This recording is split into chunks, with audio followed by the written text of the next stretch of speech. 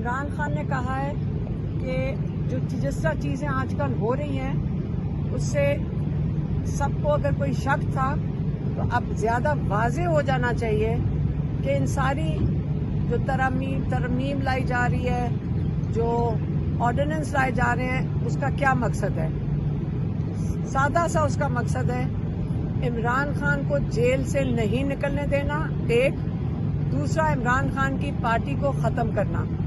یہ 3 سال سے جو یہ پوری جدوجہد، مہم، سازشیں، جو ہر قسم کی جس کو کہتے ہیں انٹریگ چل رہی تھی، وہ صرف ایک ہی مقصد تھا، اور وہ یہ تھا کہ عمران خان کو پہلے جیل میں پہنچانا کیسے ہے، پھر اس کے اوپر پھر پی ٹی آئی کو ختم کیسے کرنا ہے۔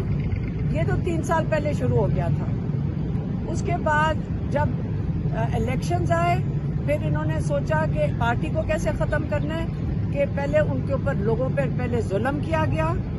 جب عمران خان کی حکومت ہٹائی گئی، اس کے بعد لوگوں کے اوپر ظلم کیا گیا۔ 9 مئی کو استعمال کیا گیا ایک قسم کا فالس فلیگ، تاکہ اس کے بہانے سے جتنا ظلم کر سکتے ہیں پارٹی کے ممبرز کے اوپر ظلم کیا، عورتوں کے ساتھ ظلم ہوا، گھروں میں توڑ پھوڑ ہوئی۔ 1 لاکھ وارداتیں ہوئی ہیں لوگوں کے گھروں پہ، 1 لاکھ۔ اس کے بعد جب انہوں نے سوچا الیکشن کی تیاری ہو گئی ہے، 8 فروری کو جو 1 سال ہو چکا ہے اس بات کو، انہوں نے کیا کیا کہ ساروں کا آپ کا ووٹ چوری کر کے چوروں اور ڈاکوؤں کو دے دیا۔ پھر ان چوروں ڈاکوؤں کو جا کے اسمبلی میں بٹھا دیا۔ اسمبلی میں بٹھا کر کیا مقصد تھا ان کا؟